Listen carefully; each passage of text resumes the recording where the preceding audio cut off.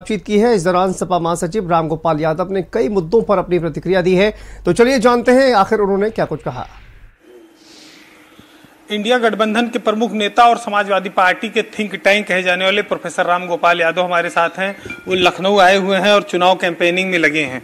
Professor साहब, BJP का नारा 400 पार का था, लेकिन आप लोग भी दावा कर रहे हैं, क्या स्थिति देख रहे हैं?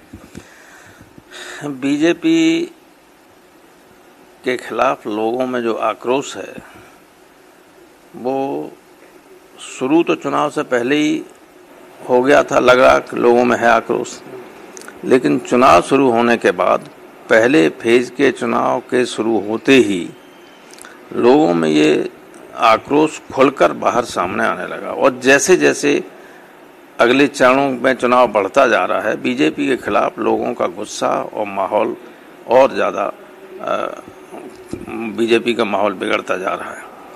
और स्थिति ये हो गई है कि विपक्ष जो अपनी सीटें बहुत कमज़ोर समझता था, वे जीतने की स्थिति में पहुंच गई। तो मुझे लगता नहीं है कि उत्तर प्रदेश में अब बीजेपी कोई ऐसा कर सकेगी जो उसको सहारा दे सके। आपको कितनी सीटें मिलने को उम्मीद है?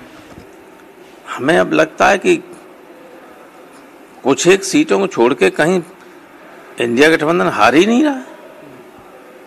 मुझे तो ऐसे लोग वोट दे रहे हैं जो कभी वोट देते ही नहीं थे। लोग कह रहे हैं कि 20 सीट से ज्यादा नहीं पाएगा इंडिया गठबंधन। इंडिया गठबंधन 60+, और अगर यही स्थिति बनी रही तो फिर 4-6 ही बीजेपी के रह जाएंगे। उत्तर प्रदेश पे बीजेपी के सारे नेताओं ने ताकत लगा दी है। सारे जितने इलाकाई छत्रप हैं उनको जोड़ रहे हैं। मनोज पांडे, राजा भैया, धनंजय सिंह, राजकिशोर सिंह, सबको मिला दिया। देखिए, चाहे छत्रप हो चाहे आम पब्लिक हो, एक आदमी का एक वोट होता है। और जो जनता है वो जब बीजेपी के खिलाफ है तो छत्रप 5 इकट्ठा कर दो, 5 वोट हैं और 5 लाख जनता उनके खिलाफ। अच्छा, बीजेपी में एक बात ये आ रही कि आप लोग संविधान खत्म हो जाएगा और आरक्षण खत्म हो जाएगा, इसकी अफवाह फैला रहा है इंडिया गठबंधन। अफवाह क्यों फैला रहे? ये सही बात है। देखिए, अब आपका बीजेपी का उम्मीदवार है लल्लू सिंह फैजाबाद से, उसने कहा कि नहीं सारे टीवी चैनल चल रहा है 400 से ज्यादा इसलिए चाहिए कि नया संविधान लिखा जाना। नाथूराम मिर्धा की बेटी है कीर्ति मिर्धा, इम्पोर्टेंट एमपी है और उम्मीदवार है बीजेपी की। वो घूम घूम के मंच पर भाषण दे रही कि संविधान को बदलना। सतीश गौतम बीजेपी के उम्मीदवार हैं, 2 बार से एमपी हैं अलीगढ़ से। उनकी चुनावी सभा में एक मधु मिश्रा नाम की बड़ी नेत्री बीजेपी की जो है वो ये कह रही है कि संविधान बदलना इसलिए आवश्यक है क्योंकि इसी संविधान की वजह से जो लोग हमारी जूतियां साफ करते थे वे हमारे बगल में बैठने लगे आके। और किसी भी व्यक्ति ने आज तक एमपी बीजेपी के नेता ने इनके खिलाफ कोई कार्रवाई नहीं की, इनसे जवाब नहीं मांगा, तो क्या माना जाए। और आरक्षण का जहां तक सवाल है, सरकार जब नौकरियां देती है तो उसे आरक्षण देना ही पड़ेगा 27 और 22.5%। लेकिन उसका काट निकाल लिया उन्होंने काट ये निकाल लिया कि आउटसोर्सिंग से भर्ती कीजिए।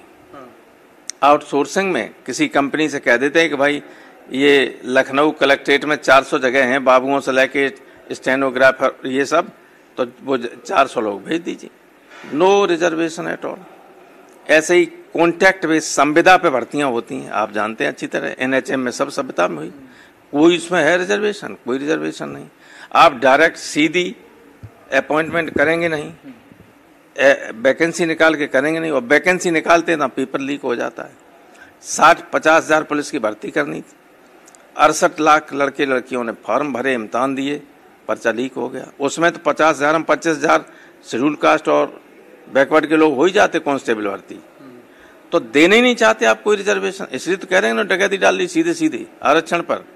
और जहां मिल सकता है वो सब बेच दी। रेलवेज है, इंडियन एयरलाइंस है और जितनी सब निजी वो सरकारी संस्थाएं थी वो सब बेच दी। तो निजी में है नहीं आरक्षण। अच्छा, तो आरक्षण कितना नुकसान अगर देख रही सपा, तो मायावती तो इसकी सबसे बड़ी वो थी, वो तो कुछ बोल ही नहीं रही है। मायावती जी को धमका लिया इन्होंने, बेचारी एक तो महिला है और दूसरे इतना धमकाते हैं रोजाना। इंटेलिजेंस के लोग, ये सीबीआई, ईडी, इनकम टैक्स के लोग उल्टे सीधे पेपर दिखा के उन्हें घबरा देते हैं कि तुम जिंदगी भर जेल से बाहर नहीं आ पाओगी। तो डरा लिया उन्हें और कोई बात नहीं थी। अगर इसी वजह से भतीजे खटा दिया क्या उन्होंने? भाई भतीजे ने सही बात कह दी, भाषा में थोड़ा सा त्रुटि हो सकती है। अभी नया लड़का है, वो उसने बात बिल्कुल सही कही थी, उसमें कुछ भी गड़बड़ नहीं था, लेकिन बीजेपी के डर की वजह से उन्होंने हटा दिया। हटाना नहीं चाहिए था। आखिर अगर किसी से पॉलिटिक्स में आता है कोई व्यक्ति, शुरू में कुछ गलतियां भी हो जाती हैं, गलतियों से सीखता है, बड़ा नेता बनता है।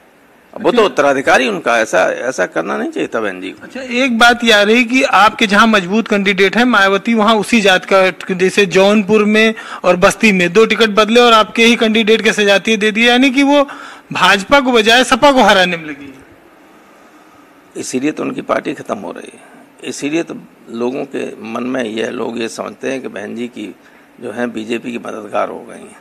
ये उन्हें करना नहीं चाहिए था। अपनी पार्टी को मजबूत रखना चाहिए, लड़ना चाहिए। लेकिन अब मान लीजिए जौनपुर से यादव दे दिया तो जो उनके उम्मीदवार कौन यादव वोट देगा? फिरोजाबाद से मुस्लिम दे दिया, किसी मुसलमान ने वोट नहीं दिया। 100 वोट नहीं मिला होगा 1.5 लाख में। तो ये स्थिति है, उससे होना कुछ नहीं है, लेकिन परसेप्शन गलत जाता है। नेताओं को इस तरह के परसेप्शन को अवॉइड करना चाहिए कि उनके बारे में अगर परसेप्शन गलत हो जाएगा तो पार्टी खत्म हो जाएगी। तो प्रोफेसर राम गोपाल यादव को ये उम्मीद है कि उत्तर प्रदेश की जनता इस बार एक नया जनादेश देगी और समाजवादी पार्टी जो अखिलेश यादव के नेतृत्व में है वो एक नया इतिहास रचेगी, और जब चुनाव के नतीजे आएंगे तो वो बहुत चौंकाने वाले होंगे। कैमरामैन श्रवण के साथ वीरेंद्र सिंह, भारत समाचार, लखनऊ।